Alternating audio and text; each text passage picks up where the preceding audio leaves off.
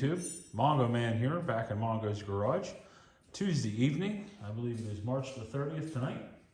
I think yesterday I told you it was March 28th, but it actually was the 29th. Sorry.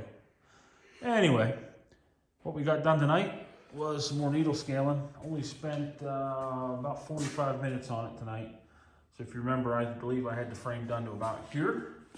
So we come around the corner, did everything back here.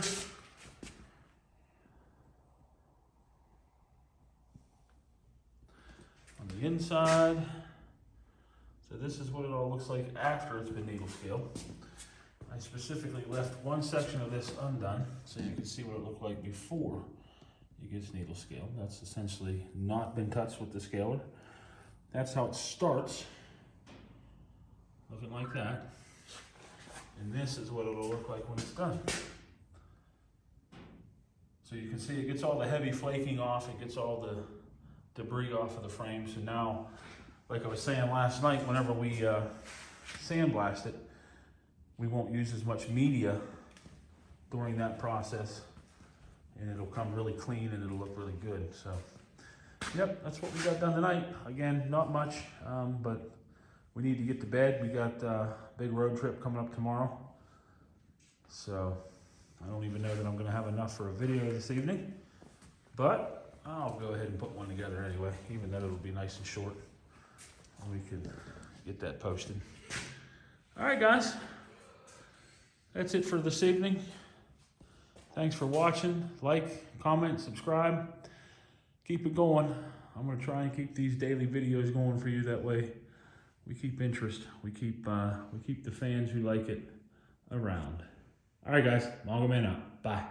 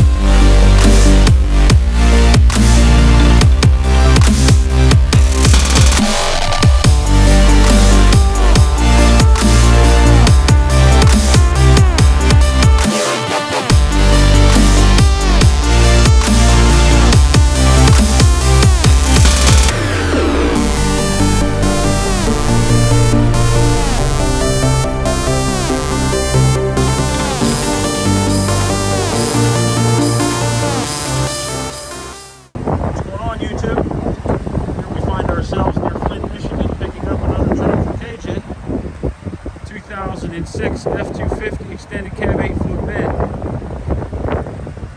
The green Goblin. Specifically because of that right there. This will be the engine that we're going to use in the work truck, Henry Ford.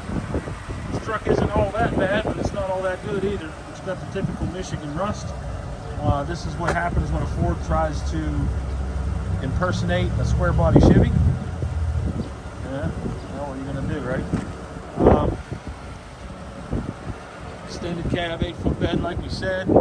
It's got a personalized rear bumper on it, and like I said, Ford trying to impersonate a square body Chevy. Cab corners aren't terrible. The doors, I think all the doors are pretty much junk. Tires are fair. We just put 50 psi in all of them. It does have the Triton V10 in it, and it's sitting here running. About to drive it home, 333 miles. Drove up today, 5 hours and, oh, I forget what it is, 5 hours and 20 minutes one way. About to take off the other way and head on home with it. So that's what we got today, the green Goblin.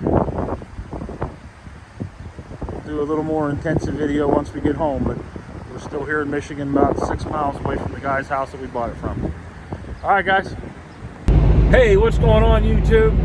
Got the old Mongo Man here cruising down Route 23 in Michigan in our new acquired F250 2006 F250 V10 powered automatic extended cab 8-foot bed, better known as the Green Goblin. We just picked this truck up for parts We're going to end up gutting it out using the engine and transmission in the work truck or Henry 4. And probably going to end up using the front section of the frame to put KJ's truck back together. If not, making KJ's truck an extended cab. We haven't yet decided what we're going to do there. But we'll do something for sure. So, first impressions of the truck, I've got, I don't know, what have I put on this thing already? 60 miles on it. Been in it about an hour here cruising down the interstate. At first, the V10 really didn't impress me. Kind of was lackluster, if you will, but my daily is a 2.7 liter EcoBoost V6, so I'm kind of, you know, twin turbo, the whole 9 yards in an F250. Thinking that this truck probably weighs, I would say 2,000 pounds more, maybe even 2,500. Surely it's not 3,000 pounds more, but it's going to be definitely 2,000 pounds more. And got it out here on the highway, got it up to speed. Now, first thing I noticed is that we got a high-speed vibration in the driveline, so it probably needs a U-joint in the rear. About 65 to 70 is where the vibration really kicks in. I'm cruising right now at 70 mile an hour. If I go up to about 72, the vibration pretty much all but goes away. I can still just feel it in the floor, but it's not nearly as bad, but it is getting better. Cruising down the highway, there's a lot of wind noise. I don't know if you guys can hear that. The bottoms of the doors on the truck are pretty much non-existent. This is a Michigan truck. Like you guys saw there in the walk-around video, it's a Ford trying to impersonate a Chevy, trying to be a square body there with the square wheel wells, but I'm not going to hold that against it, I guess. I did fill it up at the gas station. I put, I believe it was 28 gallons in it, $90 worth of fuel. I'm just now coming down to the full mark from where it was. You know how whenever you fill these things up, they go well over full. But other than that, it hasn't skipped a beat yet. I did tromp it down just to see, you know, what acceleration was like from 70. And it got up to 90 mile an hour pretty quick. It did kick down, transmission shifted fine. Temperature right now is well within the operating zone. Transmission temperature, this does have a transmission gauge on it, so it's right in the middle. It looks good. And oil pressure is right in the middle. Now, if I didn't know any better, but I do know better, and that's the fact that I know the oil pressure gauge on these is just like a go no go. So it essentially, you know, if I do lose oil pressure, all it's going to do is the gauge will go down to nothing. It's not like it's a direct reading gauge, and that gauge reads exactly what the oil pressure is. So I'm willing to bet that temperature gauges are probably very much the same as well. I'm actually getting to pass somebody here in the big V10. Lots of play in the steering, but what would you expect for a 2006 F250 that has 153,000 miles on it? When we were talking to the guy that we bought it off of, Jordan's his name, he was telling us that he doesn't believe the spark plugs have ever been out of it. With 153,000 miles in it, I mean, we're going to have the motor out of it. We've got to go after the spark plugs. It's going to be an unfortunate situation, but I'm willing to bet we're going to have to end up pulling a head off of it so that we can fix one of those spark plugs. But it is what it is. I mean, whenever it's going to be out of the chassis, that's not going to be a bad job at all. Getting them heads off of there and taking care of that. It's just a matter of buying the gaskets to do the job. Other than that, the Green Goblin, like I said, the interior is in pretty good condition. It's being an extended cab, though. It's not really going to do us much of any good. I can't change the color. It's a tan interior, and all the trucks that we have a gray interior. So we would have to, like I said, if we decide to fix this cab and use it on KJ's truck, well, then we would have to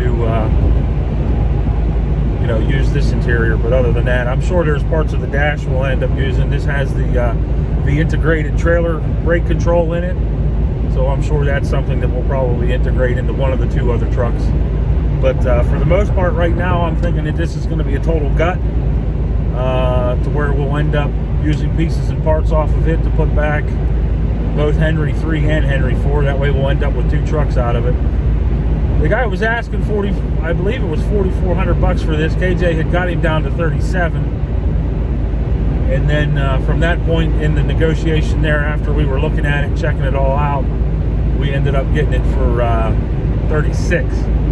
And then I immediately put $100 worth of fuel in it. Well, essentially $100.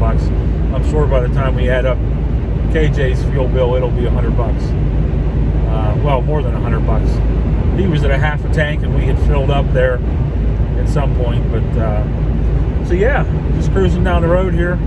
On the walk around and the look at, checking the truck out, the underneath actually looks really nice. Not a whole lot of rust, not a whole lot of problems on the frame. Now, like I said, the body is pretty much junk. The bed's junk. The cab isn't terrible. It needs corners. It needs some rocker work, both inner and outer. But the frame, I was really surprised at how good a condition the frame is in. It's I don't know. I don't know if it's the different stuff they use on the roads up here. Maybe it doesn't attack the thicker metal. I'm not real sure about what to think there. But the guy had just replaced the outer tie rod on the passenger side, as well as put a wheel bearing and a hub out there. So that's probably wheel bearing, hub. I mean, that's $100-200 job just in parts, let alone the labor and stuff to get it done. It looks like it was involved in some type of altercation. The passenger side inner fender is all patched up, and these are plastic on these trucks, so I'm not real sure what's going on there. There's a big patch on the airbox. Someone had put some aluminum in there, so it looks like maybe I don't know, something got up in there. Maybe a log, a stump, who knows? But something was definitely had gotten up in there and busted that up pretty good. But somebody cobbled it back together, and it's working for now. The dash hasn't gone out, so it doesn't have that typical Super Duty dash problem, which is a good thing. Like I said, right now it's reading 153,656 miles. All the gauges still look good, cruising at 72 mile an hour. Radio works fine. Cruise control obviously works. I'm currently cruising. Windshield wipers are working fine. Brakes actually feel real good. I haven't had to do any panic stopping or anything like that, but they're definitely working. And believe it or not, with 153,000 miles on it, the driver's seat isn't all womped out. It's not all wore out. It actually is pretty supportive still, and they're in good condition. The center console's busted loose. It's kind of wonky a little bit, but other than that, it's pretty nice. Like I said, a little bit of play in the steering, but that's probably in the steering box. It has a full layover floor mat in it. On top of the carpet, it's got a vinyl mat, and then on top of that, they put a set of the I don't know what those things are called, the plastic liners that are supposed to keep the snow out. So it is a electric transfer gear case, so it doesn't have the gear shifter in the cab here. It actually just has the knob up on the dash there. So that's one of the things. Both of our trucks are have the gear shifter for four-wheel drive, so yeah, just something else we'll be able to sell, I guess, that transfer gear case.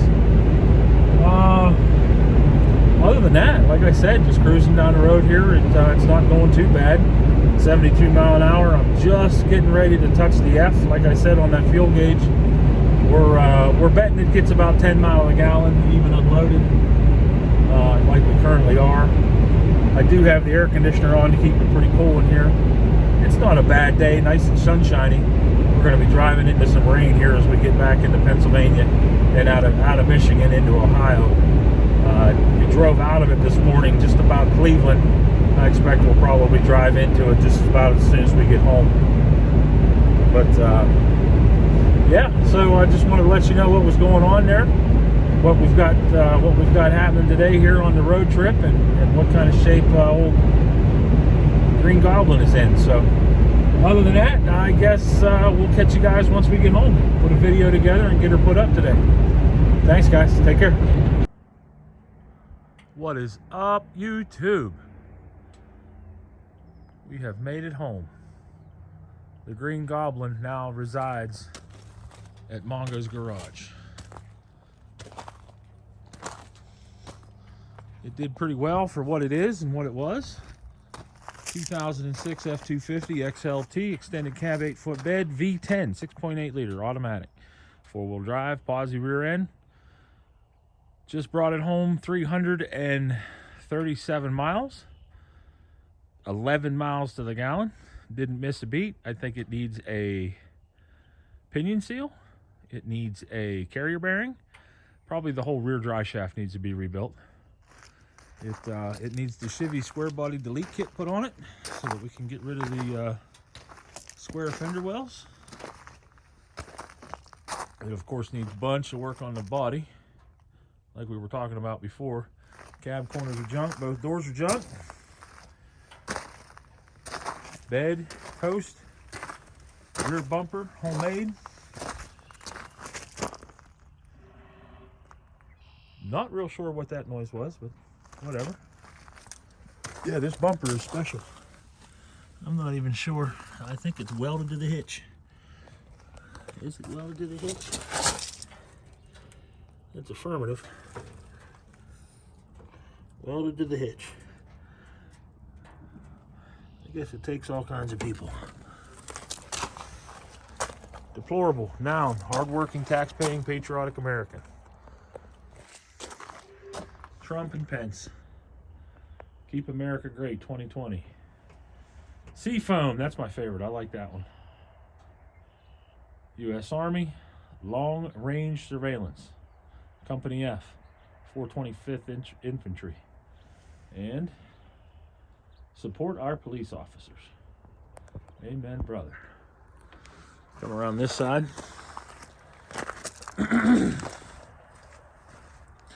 More of the same over here. I'm going to try and not die as I walk over the hill here in the mud. I think that might be a good, whatever those things are called, thumbnail, huh? The frame on this truck is in exceptionally good condition. The body's not, but for some reason the frame survived. So that's the main reason it's here, because of that frame. The Green Goblin is now home at Mongo's garage.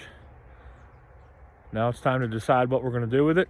Figure out exactly what it's going to take to either use all of its parts on the white truck, Henry IV, or reassemble the Green Goblin. We're not sure. Lots of decisions to be made. All right, guys, I am tired. Ended up being a 12.5-hour trip. Like I said, about 600, I think it was 680, or I'm sorry, 660, it's going to be 600 and probably 75 miles round trip all the way there and back. So, all right, we're home. Thank God. Bye.